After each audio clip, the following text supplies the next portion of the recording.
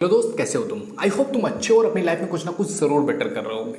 आप लोगों के क्वेश्चंस आते हैं जिसका जवाब लेकर के मैं आपके सामने डेली हाजिर होता हूँ। ये इंस्टाग्राम की आईडी आपको दिख रही है ऊपर। अगर आपके भी कोई प्रॉब्लम्स हैं, आपके भी कुछ सजेशंस हैं, तो आप ज़रूर जाकर के इस पर डीएम करो, अपनी बातें मेरे तक पहुँचाओ, ताकि आपकी लाइफ में कुछ सिचुएशंस हैं, अगर वही सिचुएशन सेम किसी और की लाइफ में भी है तो वीडियोज़ के माध्यम से उसके बारे में उन्हें भी समझ आएगा और उनकी भी हेल्प हो सकेगी। तो जाकर के अपने क्वेश्चंस जरूर रखा करो, ओके। तो एक भाई का क्वेश्चन आया हुआ था कि मुझे ऐसा लगने लगा है कि मेरे होने ना होने से किसी को कोई फर्क नहीं पड़ता है। मेरे बिना भी सब खुश रहते हैं, मेरे साथ कोई इतना भाव नहीं देता है मुझे। मेरे होना ना होना किसी को फर्क नहीं पड़ रहा है। क्या ऐसा होता है? क्या ऐसा ही होता है?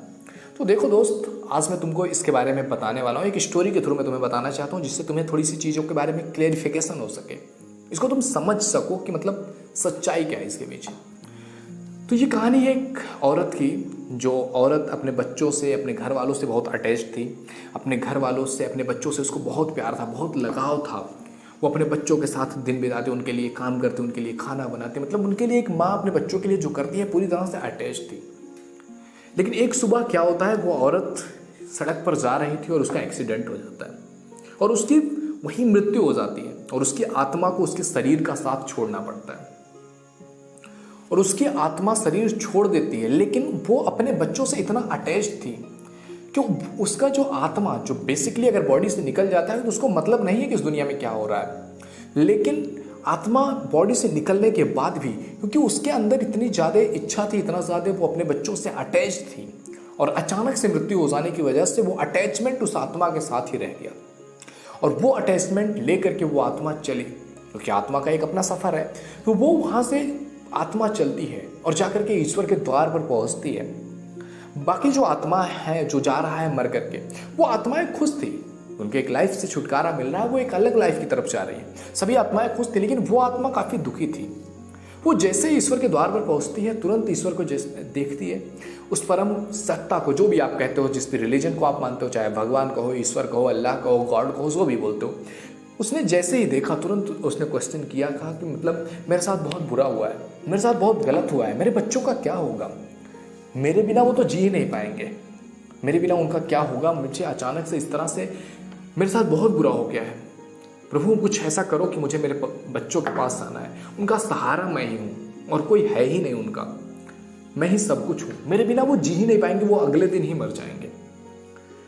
ईश्वर मुस्कुराए और एक इशारा किया और आसमान में एक स्क्रीन सा बन गया, और उस पर उन्होंने कहा कि मैं तुम्हें तुम्हारे बच्चों के 5 साल बाद की ज़िंदगी दिखाता हूँ, तुम्हारे फैमिली की 5 साल बाद की ज़िंदगी दिखा रहे। स्क्रीन पर प्ले हुआ वीडियो और 5 साल बाद की उनकी ज़िंदगी दिख रही थी। सब अपने काम में मस्त थे, सब अपना काम कर रहे थे, कुछ नए फैमिली मेम्बर भी आ गए थे, और उसी घर में एक फ़ोटो लगी हुई थी, फ़ोटो टंगी हुई थी इस महिला की, और कोई इस फोटो की तरफ देखता भी नहीं था। दिन में जिंदगी सबकी चल रही थी, सब अपने लाइफ में खुश थे, अपनी लाइफ में कुछ ना कुछ कर रहे थे।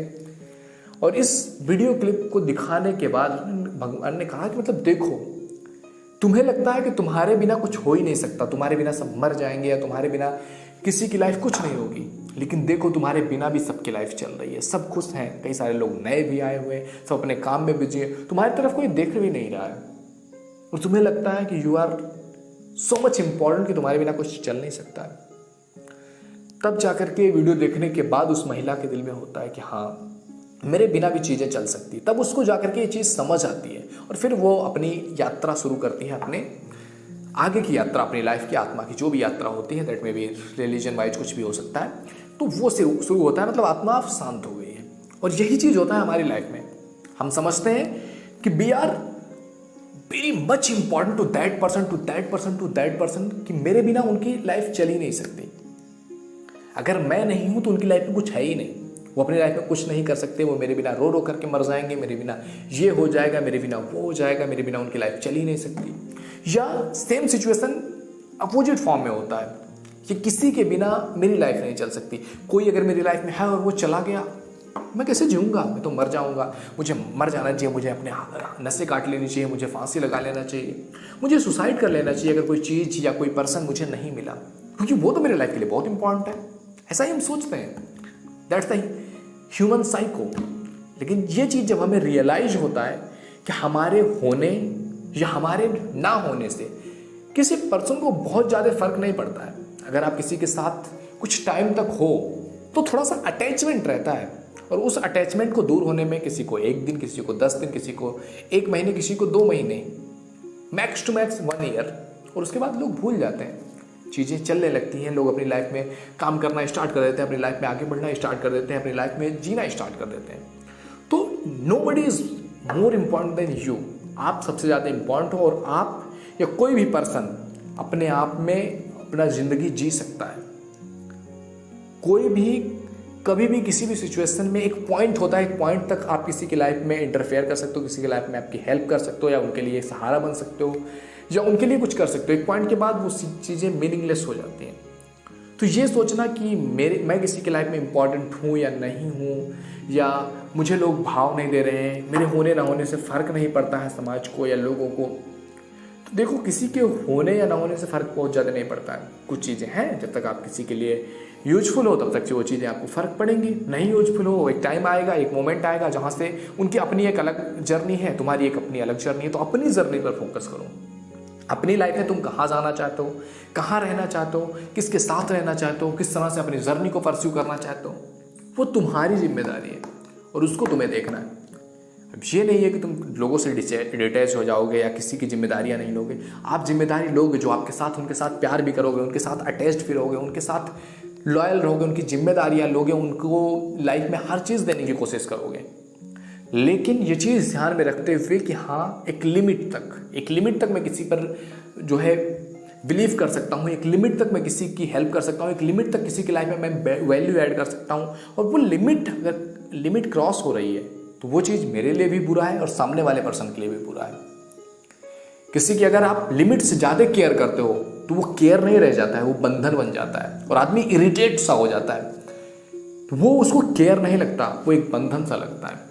तो हर एक चीज़ एक लिमिट में अच्छी है, और आपके होने ना होने से एक लिमिटेड टाइम तक, एक लिमिटेड दायरे तक लोगों को फ़र्क पड़ता है कि इस टाइम तक अगर आप हो ठीक है। कोई चीज़, कोई लोग आप पर पूरी तरह से डिपेंडेंट है। एक फैमिली है, एक फैमिली को एक पर्सन चला रहा है, एक पर्सन वो फादर भी हो सकता है, जिसकी वजह से पूरी फैमिली चल रही होती है। फैमिली के सारे एक्सपेंडिचर्स, जितने भी खर्चे हैं, वो पूरा उस पर्सन की वजह से, वो फादर की वजह से चल रहा हो, और अचानक फादर को कुछ हो जाए, फिर क्या होता है?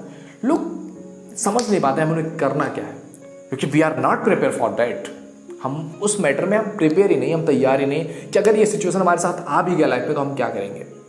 और फिर क्या होता है, चीज़ें हमारे साथ जब घटती हैं, हम प्रिपेयर नहीं होते, हम परेशान हो जाते हैं, हम पूरी तरह से लाइफ में टूट जाते हैं। लेकिन फिर भी 2 महीने, 4 महीने, 6 महीने के बाद हम फिर थोड़ा थोड़ा धीरे धीरे नॉर्मल ट्रैक पकड़ने लगते हैं, और वो पर्सन जो हमारे लिए सुपर इम्पॉर्टेंट था, वो पर्सन धीरे धीरे उसकी इम्पोर्टेंस कम होने लगती है। ऐसा होता है हमारी लाइफ में, हमारी रियल लाइफ में चीज़ें होती हैं। तो बहुत ज़्यादा इसके बारे में टेंशन नहीं लेने का कि कोई मेरे बारे में केयर नहीं करता, या मुझे लोगों को मेरे होने ना होने से फ़र्क नहीं पड़ता है फ़र्क लोगों का आपके होने, आपके ना होने से। लेकिन इतना ज़्यादा इस चीज़ को सीरियसली नहीं लेना है आपको। ओके, आई होप तुम्हें इस वीडियो के माध्यम से कुछ ना कुछ समझने को ज़रूर मिला होगा, कुछ ना कुछ एक पर्सपेक्टिव आपका चेंज हुआ होगा। तो अगर आपको वीडियो पसंद आ रहा हो तो लाइक करो, शेयर करो अपने फ्रेंड सर्किल में।